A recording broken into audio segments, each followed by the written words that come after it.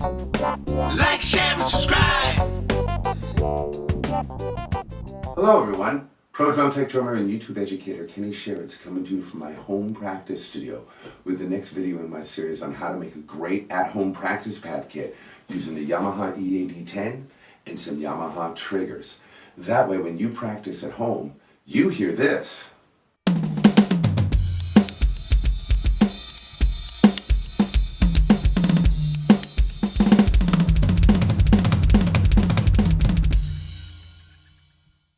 But everybody else hears this.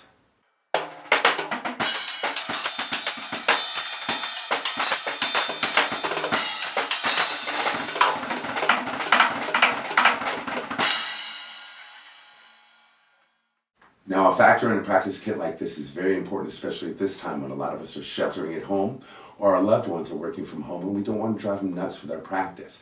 However, it's also turned out to be a great kit for teaching online drum tuning and drumming lessons via FaceTime and Skype and Zoom. Now, today's kit is on my Questlove Breakbeats kit, and it's got EVANS sound-off mesh heads on it. Now, mesh heads are often used by drummers who have that second kit at home that they use for a practice kit, want to have a silent kit. In fact, I know a lot of people bought this Questlove Breakbeats kit for that specific purpose.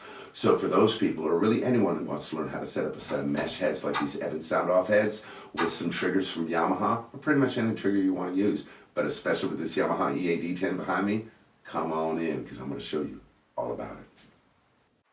Alright y'all, so let's go ahead and look at all the settings for these drums. We're going to start out with the snare drum. Now on this I have a Yamaha TT50S. It's absolutely killing on the snare drum. I can get quick fast figures, I can even get buzz rolls. And while it's not 100% perfect, the more I got used to it, the easier it was to play it. And with the snare sound from my snare drum on this Dynasonic, blending in the mic, it actually sounds and feels like snare rolls, so you can actually play some sensitive jazz stuff. And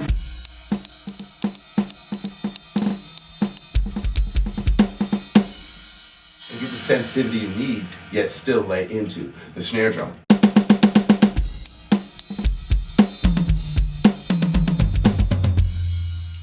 No double triggering and all the sensitivity you need. Now, one of the keys to making this happen was keeping this EVANS mesh head at a medium tightness. Not medium, not soupy, and not super tight. Super tight, there's not enough place for the clip, for the trigger to clip on because the hoop gets pushed down so much. Even more so, it exposes the bearing edge to possible rim shots that'll dent the bearing edge of the drum, and that you don't want to do. So medium tight tension and these trigger settings, and you're gonna have a great time starting off with this snare trigger. Alright y'all, so let's go ahead and look at this tom-tom. Now with the tom-tom, I wanted to play like a tom-tom. Kind of rich, soupy rolls, but still enough rebound on the tightness to where I could play rolls, and I wanted dynamics. I used a Yamaha DT20 like I did in the last video because I want that extra surface on these mesh heads to get a little bit more vibe to it, and it's also what I had around. And I did the same thing over here on my floor tom with the DT20, and it was a really great trigger. However, I also dropped one of these Yamaha DT50S's on there too because I know they're more common out there. A lot of people have slide-on triggers, and that's the settings we're listening to right now. And it gives me a nice soupy, fat floor tom where I can still play a pattern like this. And feel like I'm playing a floor tom that's big and powerful and get double stroke roll. And the one thing I did want to point out is that the settings between the DT50S and the DT20 weren't that different. You're now seeing both, but the settings for the DT20 allowed me to discover the one thing that was key to making this trigger system open up, and that was the crosstalk settings. As soon as I lowered them down just a little bit, the supper rolls that I was missing to where if it was either too tight or too loose on the sensitivity, it was either double triggering or not triggering enough, I lowered those crosstalk settings and it applied to every drum in the kit and gave me just a little bit more suppleness with this mesh head setup. So let's go ahead and check out the kick drum. Alright, now for this kick drum, I wanted to be able to play really solid, fast double bass figures that I can lay into it without any double bass triggering because I had a lot of students that I just picked up online that wanted to study double bass. And I wanted to be able to play like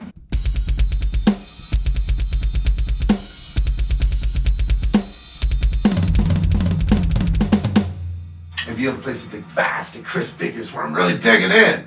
but no double triggered as you just heard, yet still play a supple funk beat with some tasting delicacy while I'm getting a little fatness in the pocket.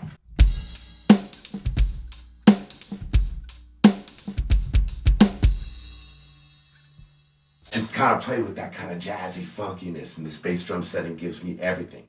Now, in my last video for the kick trigger settings, I used the trigger built into the EAD10 unit, which is absolutely killing it on this 16-inch bass drum with a mesh head. However, when you get to bigger bass drums, 22-inch, 24-inch, the EAD10's triggering unit really wasn't designed to do triggering on a mesh head. However, their DT50K is, and that's what's on this drum, y'all. So these are all the settings for the DT50K, and again, it works great on this 16-inch kick drum, just killing it, but it's also great on larger kick drums. You just need to extrapolate your settings a little bit as the drum gets bigger. And again, much like the snare drum, the key to this was having a medium tight touching. Too loose, didn't trigger enough. Too tight, double trigger too easily, y'all.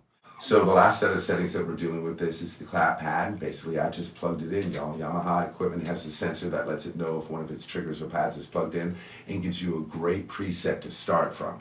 With this one, I was basically able to just deal with it as it was to get a clapalicious pad. I just had to adjust the crosstalk settings a little bit so the stand didn't set it off. That way we could be all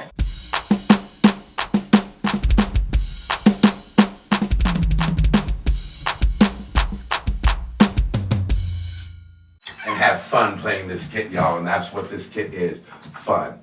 I hope you enjoyed this video learning how to program this EAD10 mesh head kit. Stick around and please watch more videos on my YouTube channel. YouTube Kenny Sharretts, drum tuning, drum tech, product reviews, drum triggering programming, all kinds of videos for you, the drummer, to study, to get a better sound, to play better, and to have more fun. YouTube Kenny Sharretts. Like, share, and subscribe. Like, share.